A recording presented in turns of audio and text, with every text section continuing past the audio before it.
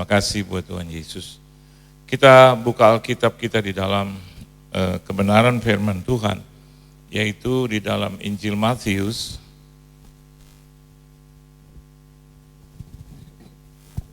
Matius pasalnya yang ke-20, ayatnya yang ke-29, sampai dengan ayat yang ke-34. Kalau saudara sudah mendapatkannya, kita boleh baca bersama-sama. Matius pasalnya yang ke-20 ayat 29 sampai 34. Dapat semua? 1, 2, dan 3. Dan ketika Yesus dan murid-muridnya keluar dari Yerikho, orang banyak berbondong-bondong mengikuti dia. Ada 2 orang buta yang duduk di pinggir jalan mendengar bahwa Yesus lewat, lalu mereka berseru, "Tuhan, Anak Daud, kasihanilah kami." Tetapi orang banyak itu menegur mereka supaya mereka diam. Namun mereka makin keras berseru, katanya, "Tuhan, Anak Daud, kasihanilah kami." Lalu Yesus berhenti dan memanggil mereka. Ia berkata, "Apa yang kamu kehendaki supaya aku perbuat bagimu?" Jawab mereka, "Tuhan, supaya mata kami dapat melihat." Maka tergeraklah hati Yesus oleh belas kasihan. Lalu ia menjamah mata mereka, dan seketika itu juga mereka melihat lalu mengikuti dia. Amin. Tahukah saudara, ketika Anda mulai hidup sampai hari ini, hanya 2 hal yang membuat kita ditolong dan tertolong. Halo? Hanya 2 hal. Yang pertama karena kasih karunia Tuhan. Betul? Dan kedua adalah bagaimana saya dan Anda menghidupi atau bekerja sama, atau dengan kata lain, saya dan Anda menjadi pelaku dari firman itu. That's it. Ada banyak orang Kristen, katakanlah itu, termasuk saya dan keluarga, seringkali repot gitu ya. Mau ditolong Tuhan, jauh banget gitu. They thought or they think a lot, or they think too much. Sehingga akhirnya nggak fokus gitu. Jadi begitu ada masalah, bukannya 2 perkara ini yang harus mereka soroti, mereka justru mengerjakan atau fokus dengan yang remeh-remeh. Yang remeh-remeh. Ya. Inilah, itulah, Sehingga akhirnya banyak orang seringkali nggak tertolong. Seringkali mereka terputar-putar di dalam jawaban doa. Ini yang menciptakan lagu adalah sahabat saya. Coba kalau Anda perhatikan di bait awal, ya, saya tidak discuss dengan dia, tapi saya juga nggak mau kritik, tidak. Tapi lihat, tak selalu, terus dia selalu jawab doa. Betul nggak? Soal waktunya dia, itu menjadi kesabaran bagi kita.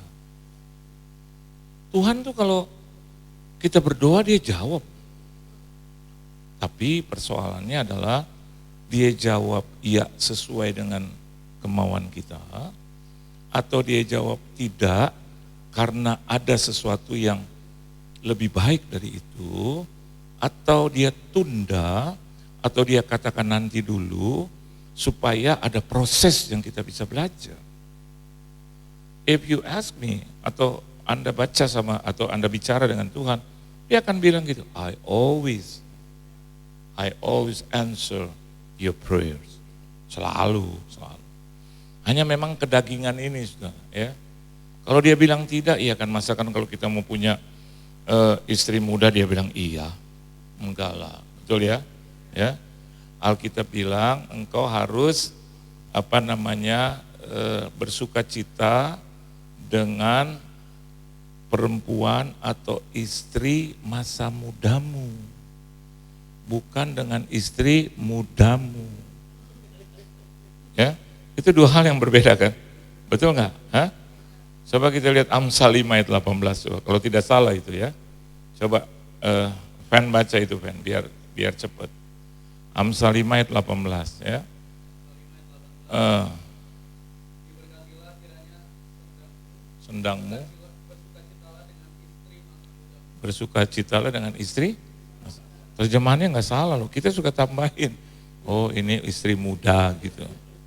Oleh sebab itu saya tidak ingin mengajar Anda lebih seolah-olah saya lebih pintar dari Anda, karena di hadapan saya juga ada 2 doktor ini ya, teologi ya, tetapi ini Alkitab bisa multitafsir.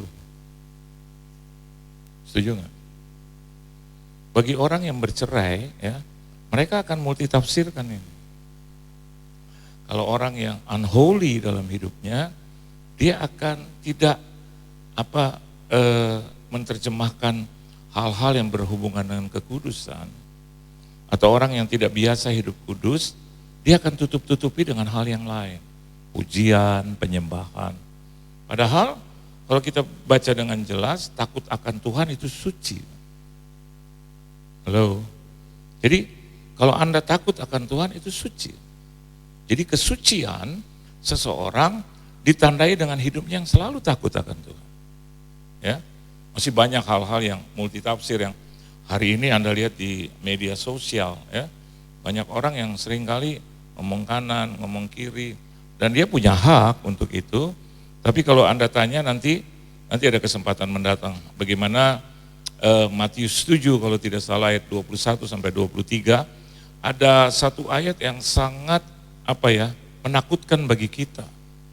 Di situ dikatakan, enyahlah engkau, aku tidak mengenal engkau.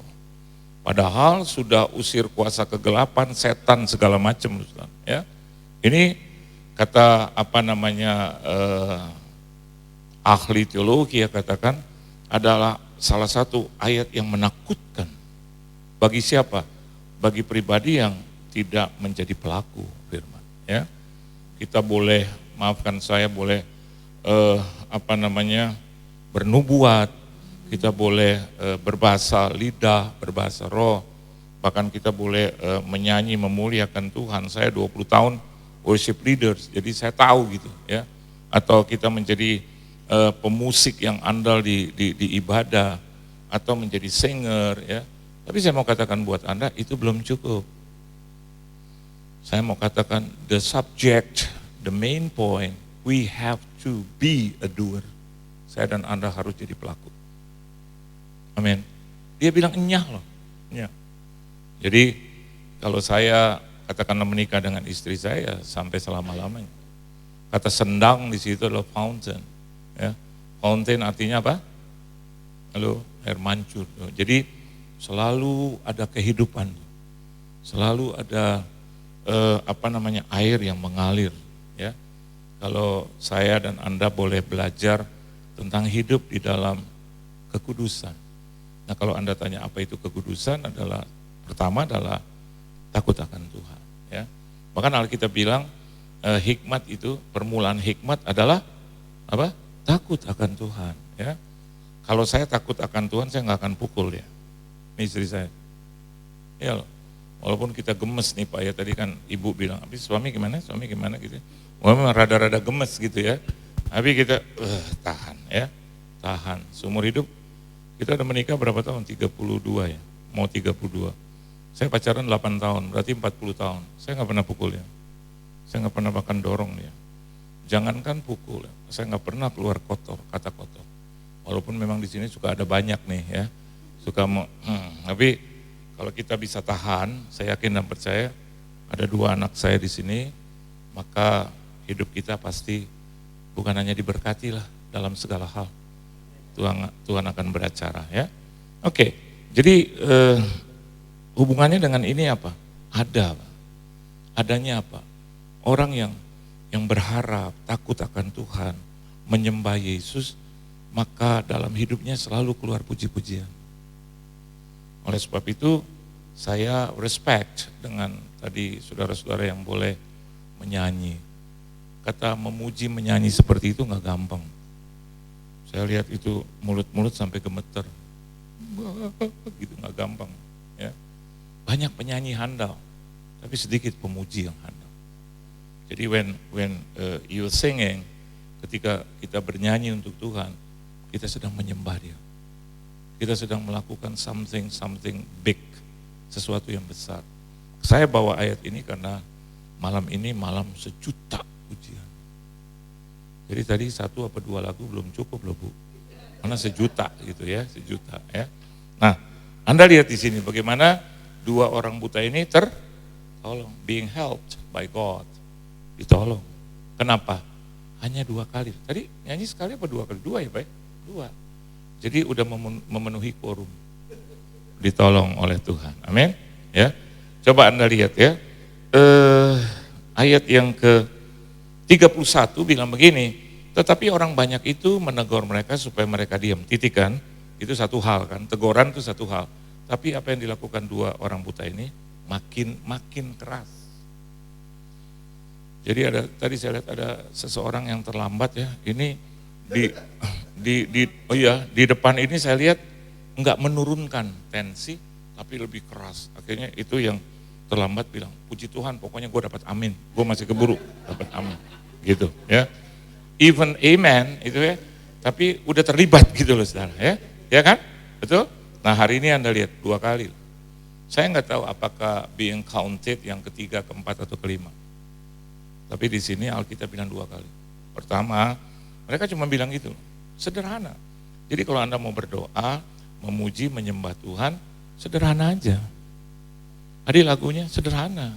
Cuman memang karena mereka punya kapasitas itu, punya suara yang bagus, dilatih sedemikian rupa. Oh Yohan kayak ikutin aja mereka latihan, orang saya masuk mereka masih latihan. Gitu. Nih, saya nih terlibat banyak dalam ujian, penyembahan, vokal grup, choir. Jadi darah saya tuh darah gitu ya. Jadi I know for sure gitu. Begitu saya masuk saya pikir ibadahnya udah pindah ke bawah Pak. Bener. Karena mereka and they didn't care apakah orang lewat itu mau dengar atau enggak. Itu sesuatu yang bagus. Jadi layaknya tadi saya udah pilih khotbah yang lain berubah lagi. Itu Tuhan. Ya. Jadi Tuhan bilang kasih yang ini. Ya. Sama persis 2 orang buta. 2 orang buta ini bisa menggambarkan bahwa situasional mereka ini mungkin ada dalam satu siklus atau satu titik yang paling tinggi. Mereka nggak bisa lihat. Tapi hati mereka bicara banyak. Halo. Kadang compare with ourselves, kita bisa lihat. Tapi hati kita nggak bicara banyak. Ya. Tadi waktu saya masuk Pak Toto dan Ibu, aduh iya nih hujan, masih hujan lagi nih ya. Baru hujan keras. Aduh sampai nggak ada orang. Untung saya bawa keluarga berlima. Jadi bangku-bangku ada. Tapi saya hebat juga, choirnya datang juga. Penuh juga. Tuhan gitu loh. Ya. Memang kadang-kadang nih Pak, Bu, zaman sekarang kalau buat Tuhan orang-orang suka underestimated.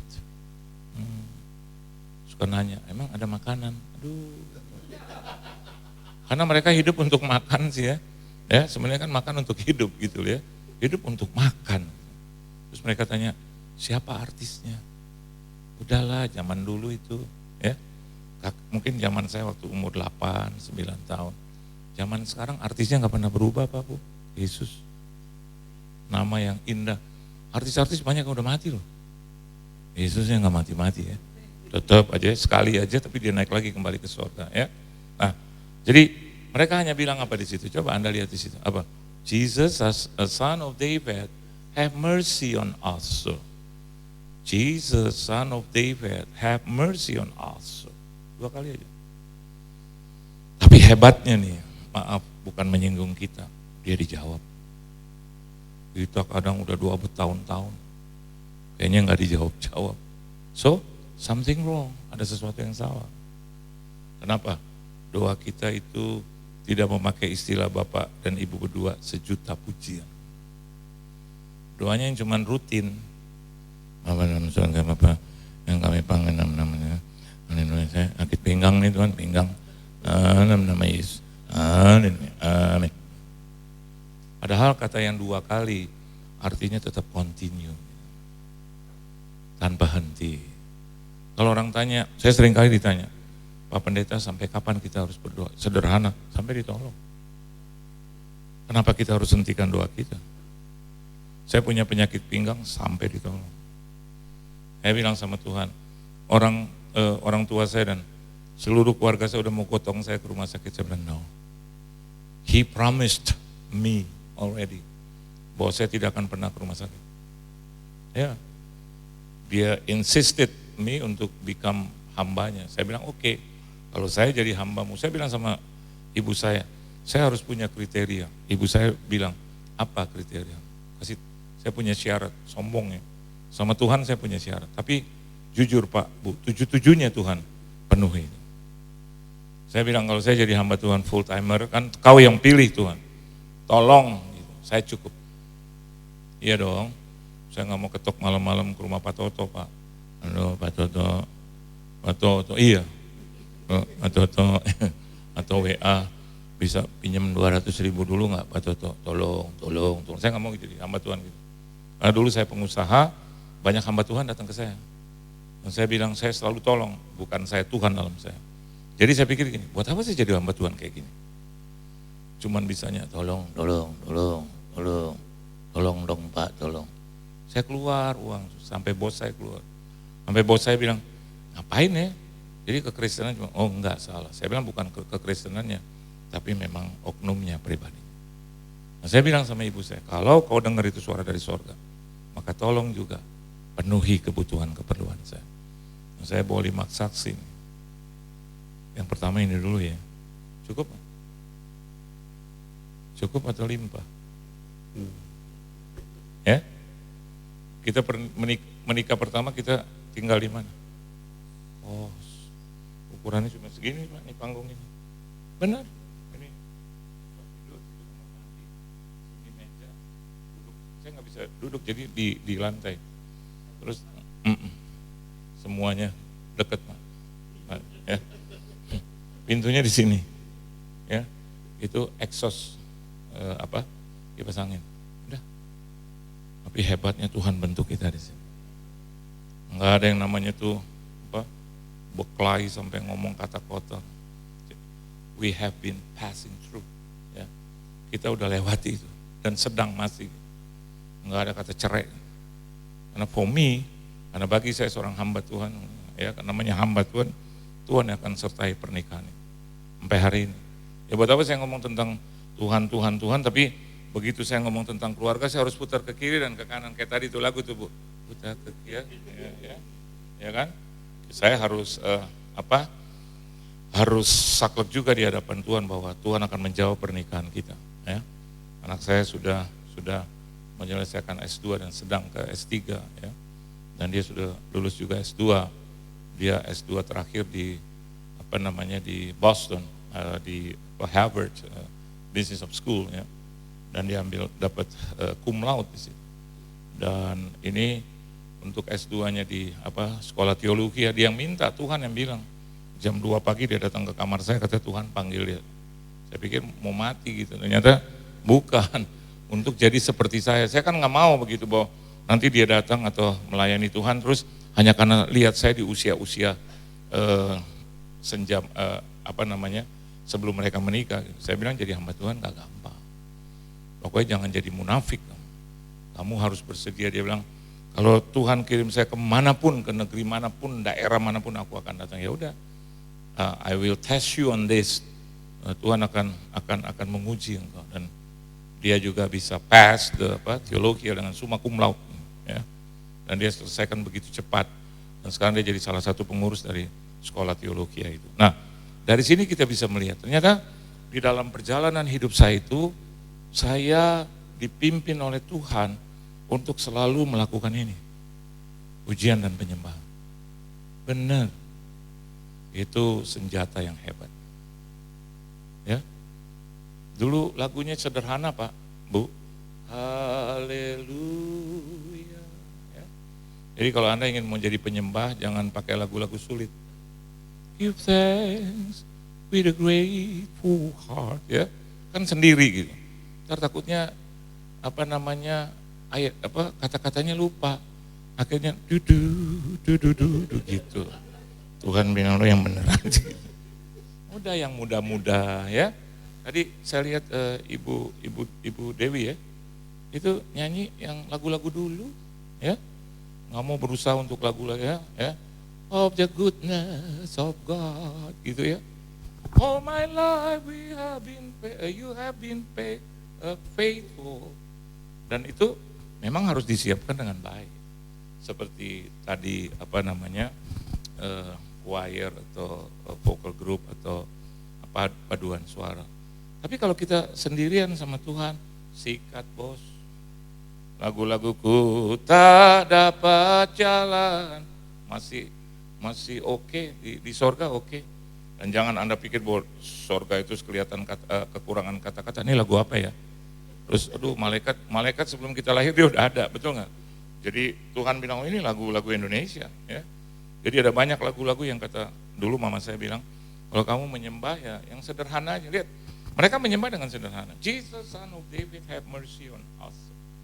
Tuhan, Yesus anak Daud kasihanilah kami. Tapi dari frasa atau kata-kata itu kita bisa melihat betapa sempurnanya.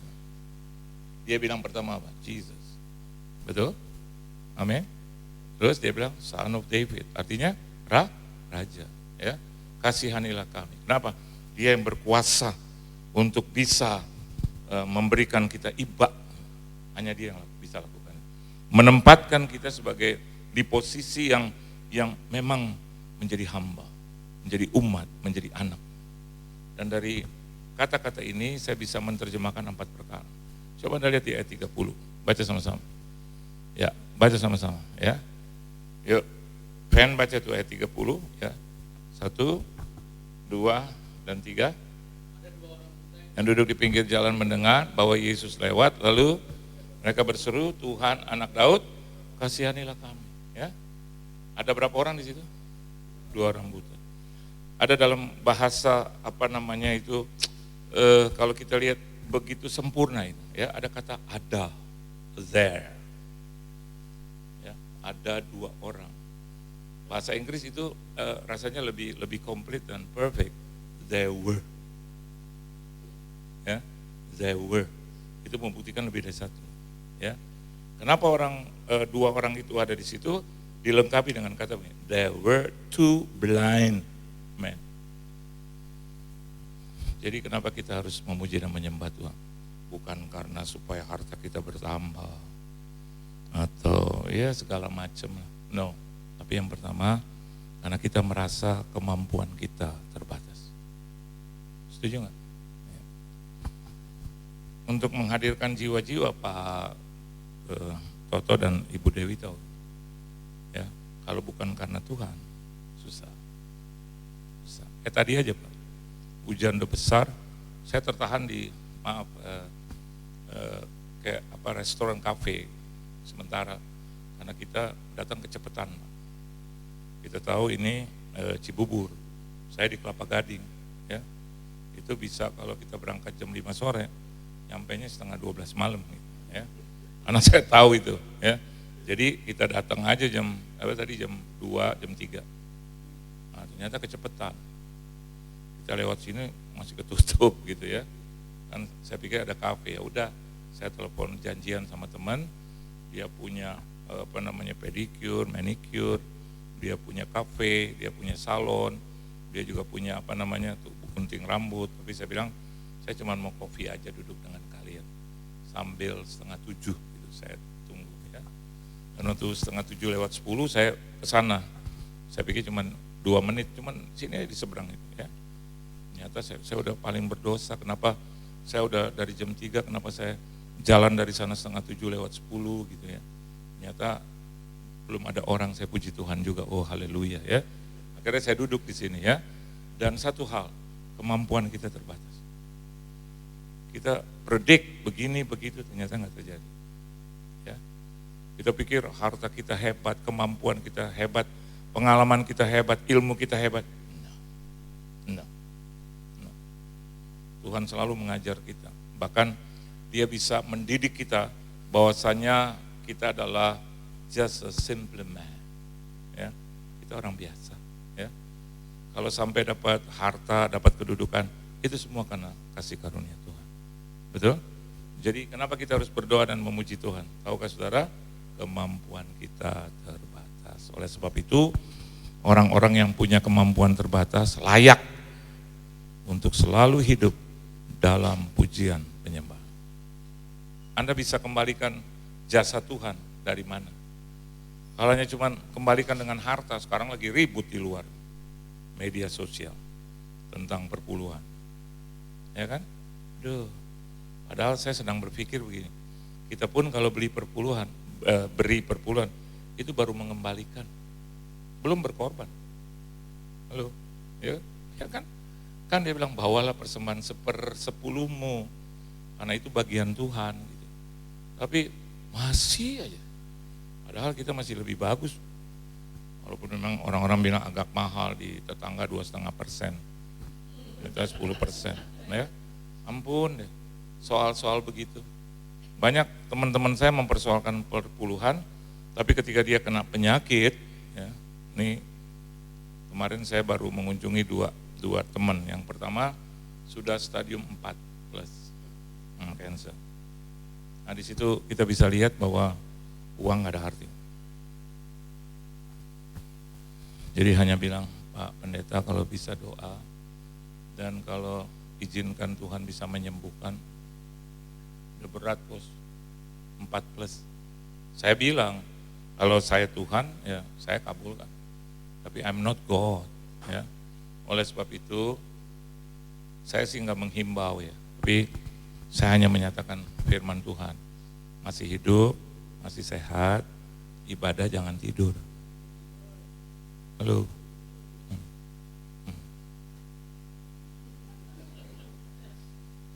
Saya seumur hidup, boleh bersaksi kan? Seumur hidup nggak pernah tidur di ibadah. Betul di? Nggak pernah. Itu saya punya persekutuan doa hampir 20 tahun. Itu tiap Jumat saya ada di situ. Saya dengar pendeta persis kayak Pak Toto duduk sini. Ya, ini pembicara itu saya di sebelahnya.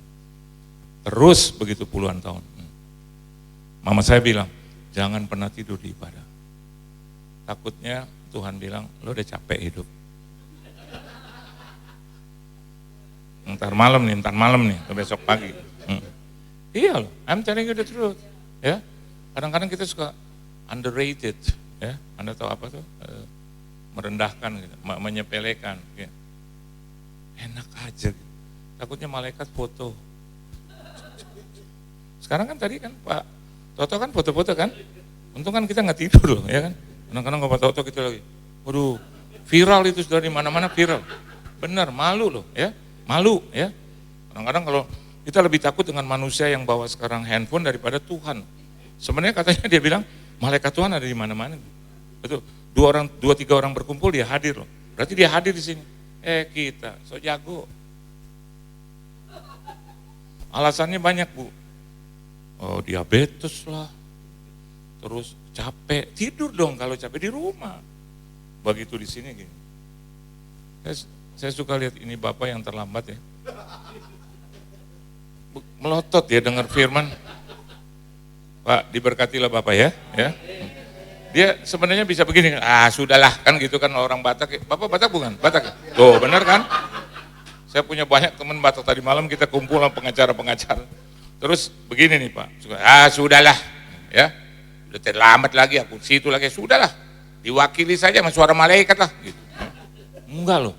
Dia datang dan dia berdiri di situ. Dia nggak duduk Pak. Sampai saya colek Pak Toto ya dan Ibu. Bu, karena di situ langsung dia udah buka itu.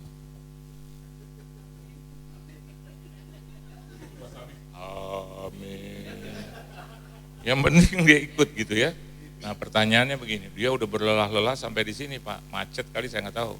Masa kita yang duluan kita tidur? No, kemampuan kita terbatas. Meskipun kita kurang tidur, tapi kalau udah buat Tuhan ya Bu ya. Ibu Dewi ini lengkap, pemimpin pujian juga ya, sajak juga ya. Bahkan penari juga, ke kiri, ke kanan, apa segala macam ya. Pantas saya lihat dia umur panjang loh ya. Saya lihat sih 90 tahunnya nyampe Bu ya. Ya, nyampe loh. Terus saya bilang tuh ajak bapak, nggak usah, kenapa? Dia nggak demen, dia orang Jawa dia nggak demen. Lagu Manado dia nggak demen, dangdutannya. Tapi kalau untuk Tuhan saya lihat ya, Tuhan tidak mempermalukan kita ya.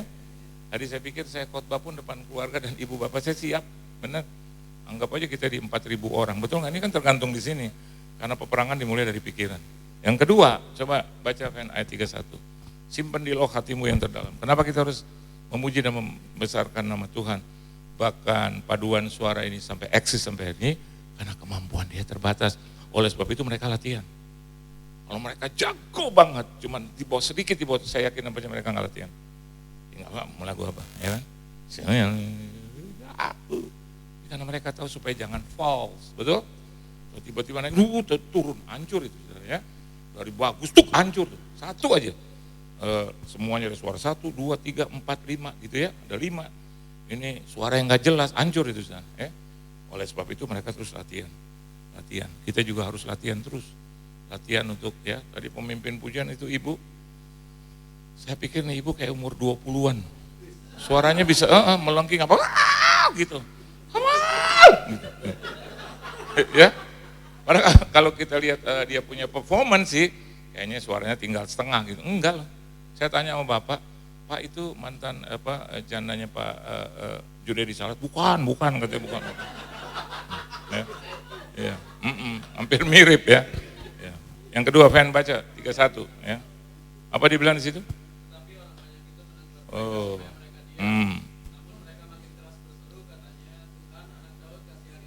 Sebenarnya kalau orang yang lebih banyak dari mereka cuma berdua. Sedangkan orang banyak lebih dari 2. Sebetulnya yang harus ngalah siapa, yang 2 atau yang ribuan? Yang 2 dong. Tapi aneh, mereka lebih keras. You know why?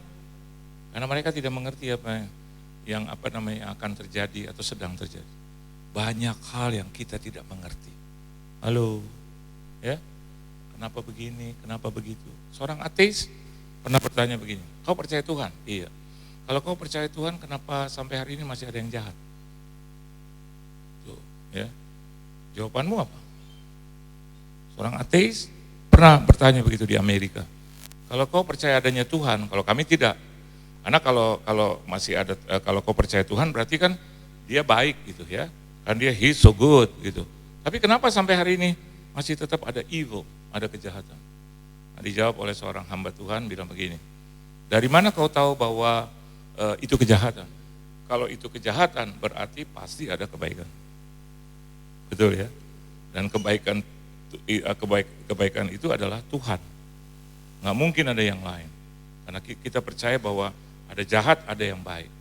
Kenapa kalau kau cuma hanya menjawab atau bertanya jahat, sedangkan jahat itu bertentangan dengan yang baik.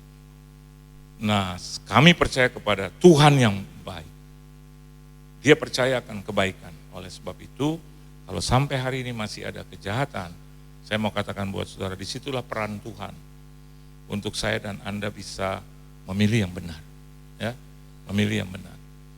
Sebenarnya kalau mau datang ke tempat ini, kalau lihat hujan yang dari tadi sore, udahlah kita cancel lah. Ini maaf nih, saya pakai kata-kata ini kayak nggak ada undangan lain, bisa kan?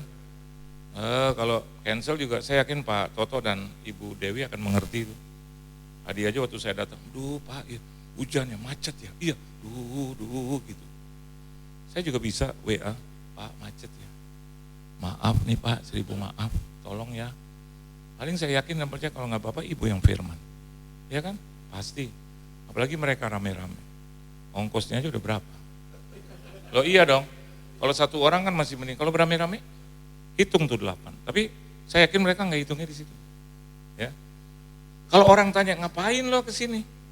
Memang jemaatnya ada 4.000 orang, memang minimal ada 1.000? Enggak. Yang nonton jujur aja di bawah 10 waktu Bapak Ibu naik. Tapi banyak orang yang tidak mengerti. Banyak perkara yang kita tidak mengerti. Kenapa kita harus ada di sini? Kenapa Pak Toto dan Ibu Dewi tetap menyelenggarakan acara ini? Tadi Pak Toto bilang, Living Word lagi dibangun Pak. Terus dengan gaya punya iman, saya bilang, Pak, boleh ya nanti pindahin aja ke Living Word. Mall gede. Dia, iya. Nanti emang kalau kata Tuhan saya ikut aja. Ya. Saya yakin dia langsung hitung modal. Nah kadang-kadang Tuhan persiapkan di sini. Tiba-tiba kita nggak mengerti kenapa kita pindah ke sana. Nggak ada yang tahu. Rencana Tuhan. Siapa yang pernah menyangka bahwa presiden kita yang kedua bisa tumbang? Banyak hal yang kita tidak mengerti. Kenapa setelah dia naik Gus Dur? Dan kenapa Gus Dur hanya beberapa waktu saja? Naik Pak Habibie, dan Pak Habibie cuma beberapa waktu saja. Langsung pemilihan, Mega yang menggantikan. Dan kenapa Mega begitu diadakan pemilihan lagi tidak terpilih? Yang terpilih ada SBY. Kenapa SBY bisa 2 periode? Bahkan orang memprediksi ada lagi pasangan-pasangan calon presiden yang naik yang dari Solo. Pak Jokowi. Bukan 1 kali, 2 kali. Banyak perkara yang kita tidak mengerti. Kita pikir dia orang baik, kenapa diambil Tuhan? Kita pikir dia sehat Pak, olahraganya Pak, ampun. Orang dia tidur aja dia berolahraga. Napas bagus Pak, tiap tahun check up di Singapura. Teman saya check up di Singapura tiap tahun. Tiba-tiba waktu dia anti-aging dan main golf di Singapura, dokter bilang, kamu tidak boleh pulang ke Indonesia, kami tahan di sini. Stadium 4 kanker hati. Dengan kekayaan yang luar biasa. Telepon kita hamba-hamba Tuhan yang seharusnya dia tidak pernah mau buat ibadah, dia bikin di rumah tiap minggu, tapi dia tidak masuk.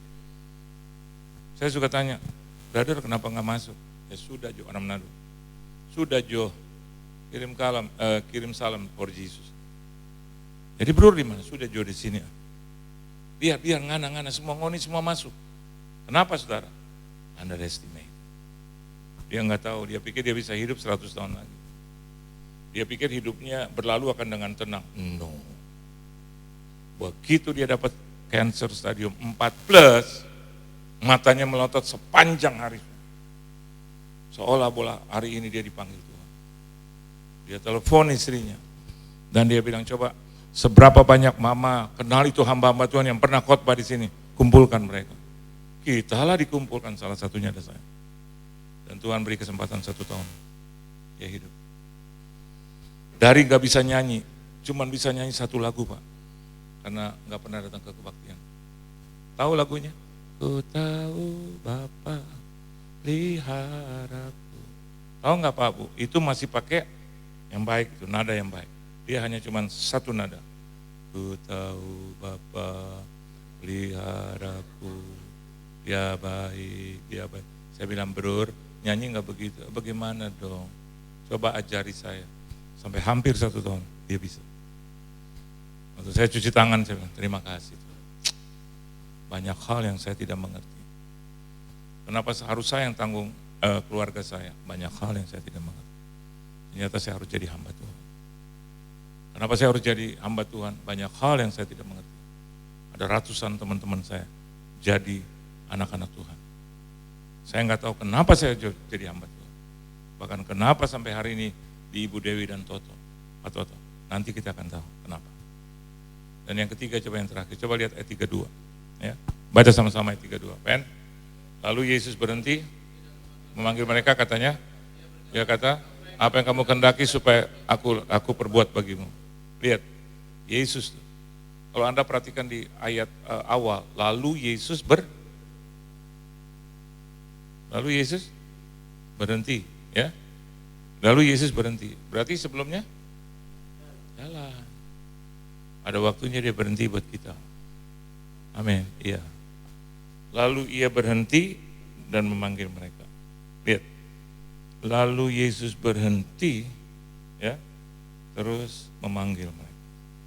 Waktu kata berhenti itu ada, berarti jaraknya sekarang sudah tetap. Betul nggak? Kalau dia berjalan semakin jauh. Tapi whenever he stop, berarti jaraknya tetap. Itu yang harus kita perbuat. Kita tahu bahwa Tuhan itu tidak pernah meninggalkan kita. Tapi coba dong, dengan pujian penyembahan jangkau Tuhan. Bukan membuat dia semakin baik, tidak. Tapi karena kita mendekat, membawa kita dekat dengan Tuhan, rasanya, karena jaraknya semakin diperpendek. Dan bukan hanya berhenti, tapi Alkitab bilang memanggil mereka. Tadi kita kenal kata tetap, kalau dia panggil, jaraknya kembali diperpendek. Dan mendatangi, memanggil mereka. Tahukah saudara, ketika Anda memuji dan membesarkan nama Tuhan, bahkan menyembah Tuhan, membuat kita dekat dengan Tuhan. Ya, jangan dekat dengan ketakutan, ya, dekat dengan orang kaya. Aduh. Dulu waktu saya jadi pengusaha, untuk ketemu konglomerat ini, manajer ini aja susah. Apalagi managing director, president director, padahal PT-nya yang entah berantah. Ya kan tahu dong entah berantah, PT Karunia Jaya segala apa kayak gitu ya, susah. Aduh, untuk nagih aja susah, karena saya juga urusannya ke situ. Tapi yang luar biasa gitu, ketika saya jadi hamba Tuhan, ya, saya nggak minta gitu, tapi banyak orang juga yang akhirnya terbalik, ya, mereka datang ke kita, ya, sehingga akhirnya saya kenal dengan orang-orang yang notabene dulu saya nggak pernah sangka bisa, seumur hidup saya juga nggak pernah pikir bahwa mereka bisa mendekati saya. Karena saya pikir saya dekati mereka juga jauhnya setengah mati. Ya, bahkan ketika acara-acara Pasca, Natal, ya, itu ketua-ketua partai Republik ini, ya, yang Anda tahu anak Tuhan, ya, telepon dan minta supaya saya menjadi pembicara di partai-partai besar, ya, dan akhirnya menjadi akrab lah gitu, ya. Dan saya bilang begini, oh kalau begitu, ya, ujian dan penyembahan saya membawa saya dekat dengan Tuhan. Kalau saya dekat dengan Tuhan, segala sesuatu yang urusannya menjadi urusan saya pindah ke urusan Tuhan. Ya. Kemarin saya ke rumah sakit untuk apa? Untuk besuk, ya. Ada seseorang berdiri terus, Pak Johan. Saya agak lupa, saya bilang, apa kabar? Dan bilang, aduh Pak, saya minta Bapak tuh ibadah di gereja kami, aduh susah banget ya, jadwalnya susah banget. Saya bilang, enggak lah, ada istri saya. Terus akhirnya saya tanya, di mana sekarang? Dia sekarang menjadi pemilik dari restoran atau kafe, ya, besar di Jakarta ini, bahkan di seluruh Indonesia dia sudah buka 53. Besar, dan saya nggak harus sebut namanya, ya, tapi besar, ya. Dan dia punya restoran yang dulunya ada di Australia, ya. Satu porsi itu steak, ya, harganya 1 juta lebih satu steak. Anda tahu itu Australia di mana, ya? Saya kasih clue aja, di Sydney, ya, di dekat pantai, ya, dengan steak seperti ini. Dia yang punya sekarang, ya.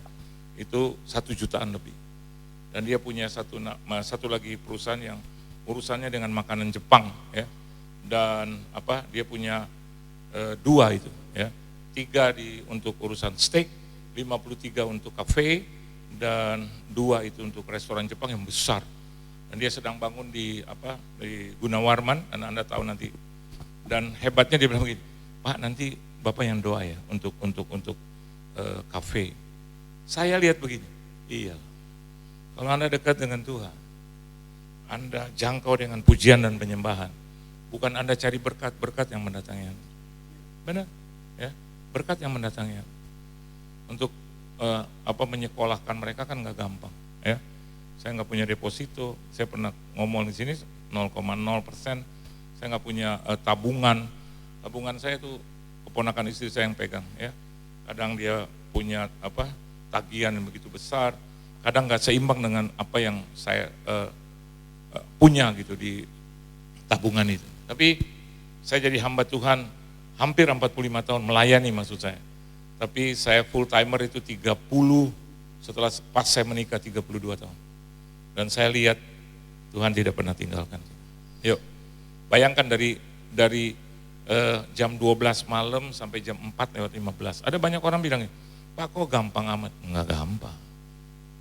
Pak ngomong soal berkat-berkat, oh dia nggak tahu apa yang kita lakukan. Betul. 4 jam 15 menit Pak Toto, 2 tahun, nggak pernah berhenti. 4 jam 15 menit. Ku nanti engkau Allah kuasa. Itu baru berapa detik. Dalam kemuliaan yang kudus, ku sembah engkau Allah kuasa. Dalam kemuliaan yang kudus. Begitu kita buka mata, aduh baru 7 detik.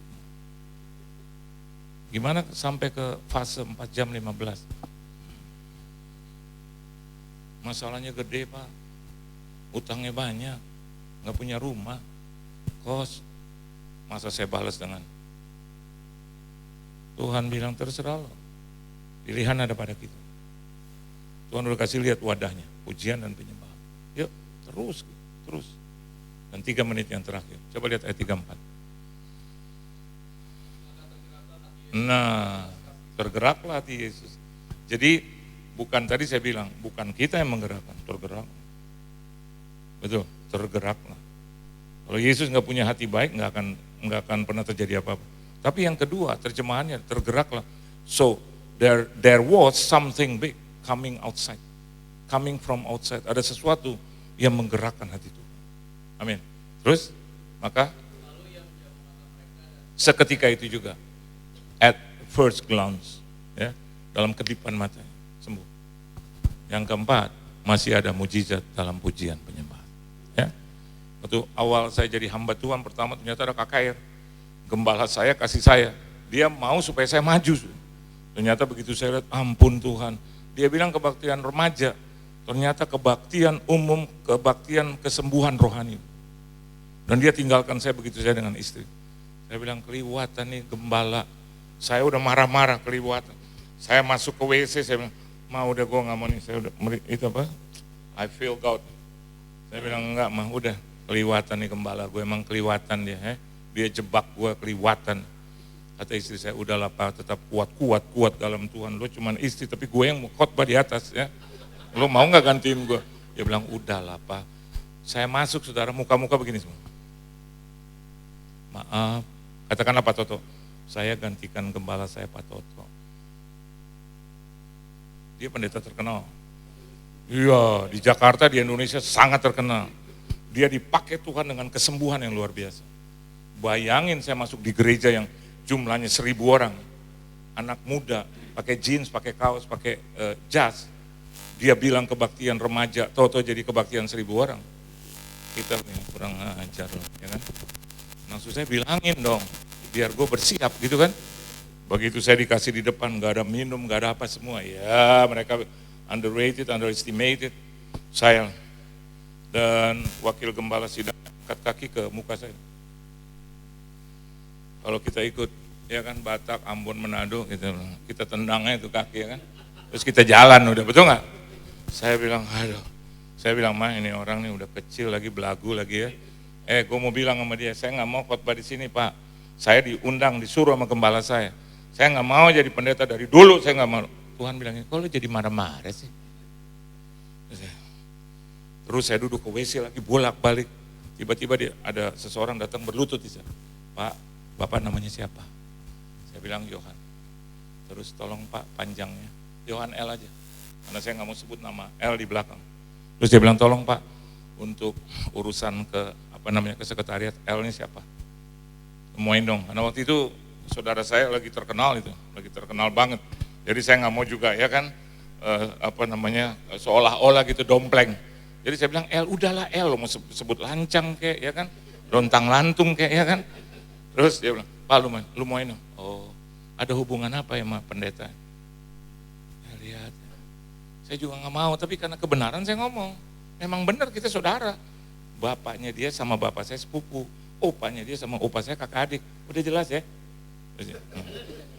Oke Pak, makasih. Balik lagi. Ya di atas. Pak, gelar apa Pak? Yang di belakang. STH, MTH, atau DTH? S1, S2, S3. Saya bilang, saya S4. SD, SMP, SMA, dan sekolah-sekolah yang lain lah. Dia liatin saya, jangan marah. Enggak, saya nggak marah, cuman lu aja tuh. Terus saja tanya. Terus, oh kalau gitu Bapak boleh tulis evangelis. Terserah. Bikin begini Bu. Sedangkan itu pimpin pujian udah penyembahan. Dan waktu dia lihat saya wajah nggak dikenal, dia bikin begini. Amin, haleluya.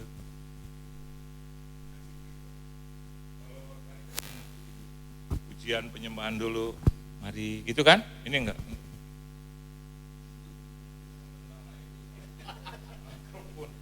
Saya naik, saya nangis.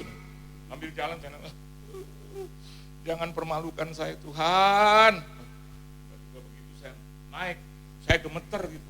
Dan saya pegang itu mic, tiba-tiba saya nggak ngomong apa-apa. Ya itu Tuhan kasih 20 penyembahan jadi worshiper. Begitu selesai saya cuma nyanyi.